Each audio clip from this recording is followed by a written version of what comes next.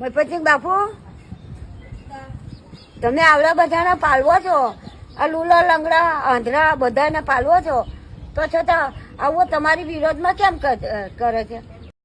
મિત્રો, આ બાનો વિડીયો જોઈએ એ પહેલા તમને જણાવવા માંગીશ કે અત્યારે મહિપતસિંહ બાપુનો વિરોધ સોશિયલ મીડિયા ઉપર ધડાકે ને ભડાકે થઈ રહ્યો છે. તમે બધા જાણો જ છો કે મહિપતસિંહ ફાઉન્ડેશનની અંદર 4000થી પણ વધારે લોકોને મહિપતસિંહ આશરો આપી રહ્યા છે. ત્યારે જયેશ રાઠોડ અને અમુક 1-2 માણસો દ્વારા અત્યારે મહિપતસિંહ ઉપર આરોપો મોટા મારવામાં આવી રહ્યા છે. તો એ વિશે તમારું શું મંતવ્ય છે કોમેન્ટમાં જણાવો. આગળ આ વિડીયો જોઈએ પછી આગળ ચર્ચા કરીએ. મિત્રો, ખરેખર આ કોણ માકડો હશે? બાપુ બાપુ હું વઘાસીથી મને કોઈક ભાઈ બચારો મૂકવા આવ્યો, એનું આધાર કાર્ડ આપ્યું મને આગળ લાયા, મારો છોકરો નહીં કંઈ નહીં, તો ચાલો બા તમને મૂકવા આવું. એ ભાઈ મૂકવા આવ્યો, એનું આધાર કાર્ડ આપ્યું, રિક્ષા કરાયેલા. અહીંથી આ છોડીઓ મને 500 રૂપિયા આપ્યા, તો એ ભાઈ બોલો કે ના 500 ના લેવાય. તો એ ભાઈ તો એ બળજબરીથી 500 આપ્યા, હું આપતીથી ના લીધા. અમને મહિપતસિંહ બાપુ પાલો છે. આ માકડો આ ખોટું બોલે. આ માકડો હવે કેવો ખોટું બોલે એવો? આ બાપુના આ બધા દાન કરવા આવતા હોય તો પછી પાછું લેવાનું કેવું? એ છોકરા ના રાખતા હોય, કોઈ ના રાખતા હોય, તાતો આવીને પડ્યા હોય. કેટલા દૂર છે. બાપુને બધા પાલવા. બાપુને બધા પગે લાગતા રડતા આવતા હોય, તો રડતા આવતા હોય તો બધા બાપુને કે હારું રહ્યો રડતા આવતા હોય. બાપુ કોને પાલવા હે? બાપુ બધા જ પાલવા, મને પાલવા. હું આણંદથી આવું છું. તો આવું આ માકડો આવું બદનામી કરતો હોય એવું ના ફાવે.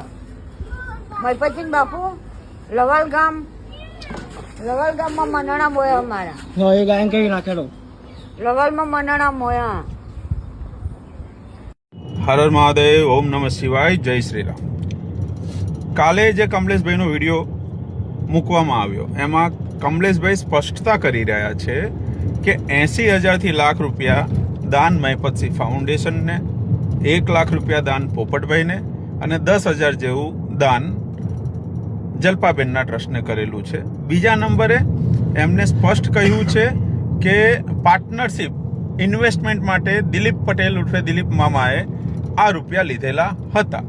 મિત્રો, અત્યારે સોશિયલ મીડિયાની અંદર જયેશ રાઠોડ દ્વારા મહિપતસિંહ એટલે કે બાપુનો પૂરેપૂરો વિરોધ કરવામાં આવી રહ્યો છે. એમનું કહેવું છે કે મહિપતસિંહ ફાઉન્ડેશન દ્વારા મહિપતસિંહ પોતાનું ઘર ચલાવે છે, એવું આ જયેશ રાઠોડ કહી રહ્યો છે. મિત્રો, જો લેવડ દેવડ પૈસાની થઈ હતી એ દિલીપ મામા જોડે થઈ હતી, તો કેમ ટાર્ગેટ કરવામાં આવી રહ્યા છે મહિપતસિંહ બાપુને, અને શું કારણ છે કે મહિપતસિંહ બાપુને અત્યારે આટલો બધો વિરોધ કરવામાં આવી રહ્યો છે? તો કોમેન્ટની અંદર જણાવો તમે આ જયેશ રાઠોડનું. અને અત્યારે દિલીપ મામા સામે આવ્યા છે, તેમનો વિડીયો જોઈએ પછી આગળ ચર્ચા કરીએ. જય માતાજી. મિત્રો, 2-3 દિવસથી સોશિયલ મીડિયામાં ધમાલ ચાલી રહી છે મામાના નામની. સાચું ખોટું તો મામો જાણે ને ભાઈ જાણે, પણ આમાં એક વસ્તુ સીધી એ જોવા મળી કે સીધા બાપુનું ટાર્ગેટ કરવામાં આવ્યા. એક વખત લંડનથી કરવામાં આવ્યું, એક વખત યુએસએથી કરવામાં આવ્યું, પાછા યુએસએથી કરવામાં આવ્યું. તમારો જો વહેવટ હતો, તમે કહો છો એ પ્રમાણે વહેવટ છે, તો મામા જોડે છે. તો તમે ડાયરેક્ટ બાપુનું ટાર્ગેટ કરવાનું કોઈ રીઝન નહીં. એવા વ્યક્તિ જોડે કે જેના ઉપર ઓલરેડી કઈ એફઆઈઆર દર્જ છે. ક્યાંક ના ક્યાંક કોકના ઇશારે આ ટાર્ગેટો કરવામાં આવી રહ્યા છે, કારણ કે સરકાર તો હાથ નાખી નહીં શકતી આપણા ઉપર. કાલે પેલા ભાઈ એવું બોલે સોશિયલ મીડિયામાં કે સોશિયલ મીડિયાનો આભાર, થેન્ક યુ, કે દિલીપ મામાને તો કોઈનો ડર જ નહોતો. આ સોશિયલ મીડિયામાં મૂક્યું એટલે એમનું કહેવું છે કે દિલીપ મામા ડરી ગયો ભાઈ. ભાઈ, મામો ક્યારેય કોઈના બાપથી ડર્યો નહીં, સરકારથી નહીં ડરતો. સરકારના સામું એક સામાન્ય માણસના હક માટે પડી જાય છે, તારાથી ડરી જાય. સોશિયલ મીડિયામાં તું બોલ્યો કે સોશિયલ મીડિયા ગમે તે હીરો બનાવી દે, ગમે તે ઝીરો બનાવી દે. ભાઈ, ઝીરો બનાવ્યા અમારા સમર્થકો નહીં, ને ઝીરો બનાવી દો એવા અમારા ચાહકોએ નહીં. આમનું નામ દિલીપ પટેલ છે, પણ લોકો મામા તરીકે ઓળખે છે. તો આ મામા વિશે તમારું શું મંતવ્ય છે? મિત્રો, કોમેન્ટની અંદર જણાવો. આ વિડીયો જોઈએ પછી આગળ ચર્ચા કરીએ. તમે વિડીયો ના બનાવશો, વાત વધશે, પણ સતત હવે મારો સાઈડમાં ઇસ્યુ જતો રહ્યો અને બાપુને ટાર્ગેટ કરવામાં આવ્યા, એટલે મેં બાપુના ના છતાંય મેં વિડીયો બનાવ્યો. બનાવું છું. તમે ક્યારેક આવજો, જે હિસાબ હોય મારા અંગાથી કરો, હું ક્યાં ના પાડું છું. તમે જે રેકોર્ડિંગ મૂક્યું છે એમાં મેં કીધું જ છે કે ભાઈ 9 વાગે પેમેન્ટ આવી જશે, અને તમે તમારા દીકરાને 2 વખત ફોન કર્યો છે, તમારો રાત્રે ફોન કર્યો એટલે તમે પેમેન્ટ આવીને લઈ જજો, લઈ ગયા છો. છતાંય તમારા જો વહીવટ બાકી છે તો મારા અંગાથી છે ને, તમારા કહેવા પ્રમાણે. તેમાં તમે બાપુને મળ્યા કે વખત? બાપુભાઈ ફરિયાદ લઈને ગયા હતા અને બાપુએ ના સાંભળ્યું એવું થયું હતું.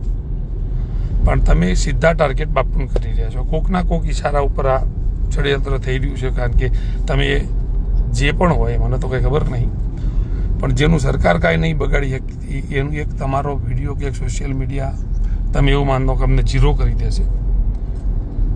કેટલા સમર્થકોના ફોન આવ્યા, લગભગ કાલનો આખો દાડો ફોન જ ઉપાડ કર્યા છે કે મામા અમે તમારી હારી છીએ, ખાલી એનો નંબર આપો, એનું એડ્રેસ આપો. ભાઈ એનું કાંઈ એડ્રેસ કે કંઈ નંબર જ નહીં, એને બોલે છે તો એને બોલવા દો, આપણો કાંઈ ફરક પડતો નહીં. તમે તમારા બાપુને સાઈડમાં કરી અને સીધી ફાઇટ મારા અંગાથી કરો. હવે જવાબ મળશે. મામલો હવે એવું સમજી લો કે મેદાનમાં છે. બહુ શાંત રહ્યો, મારા સ્વભાવથી વિરુદ્ધ 2 દિવસ 3 દિવસથી હું શાંત બેઠો છું. પણ હવે બાપુને પૂછ્યું નહીં કે કીધું નહીં, મેં સીધો વિડીયો બનાવું છું અને કહું છું તમને કે હવે હું સમજુ છું કે આ મામલો મેદાને છે. તમે તમારે જે બી ફાઇટ આપવી હોય એ મારા હારે આપો. બાપુ નામથી કાંઈ લેવા દેવા નહીં, અને છતાંય બાપુએ કીધું છે તો તમે એવિડન્સ લઈને બાપુભાઈ પહોંચી જજો. બાપુએ કીધું છે, બાપુ મને કહે છે ને કે ભાઈ આ તારું આવડો મોટો બંગ ફ્લેટ છે એ આપી દે, તોય હું આપી દઈ. 2.5 કરોડનો ફ્લેટ તમે બાપુ કહે છે તો હું એમને તમને આપી દઈ. એટલે તમે તમારા બાપુભાઈ પહોંચો, પણ એમને ટાર્ગેટ ના કરશો, કારણ કે તમારી જેવી નોટો હમણાં બહુ બજારમાં ઉતરી ગઈ છે. જય માતાજી, જય ભવાની. ગુજરાતની અંદર મહિપતસિંહ બાપુ એટલે એક બહુ મોટું નામ છે મિત્રો, તમે બધા જાણો જ છો કે બાપુના વિરોધી નથી એટલાનો એનાથી 100 ગણા નહીં પણ 1000% ઘણા સમર્થકો છે. તો મિત્રો તમારું શું મંતવ્ય છે આ બધા વિડીયો જોયા પછી? તમારું શું મંતવ્ય છે કોમેન્ટની અંદર જરૂરથી જણાવજો, અને આવા જ પ્રકારના વિડીયો જોવા માટે અમારી ચેનલને સબસ્ક્રાઈબ જરૂરથી કરજો.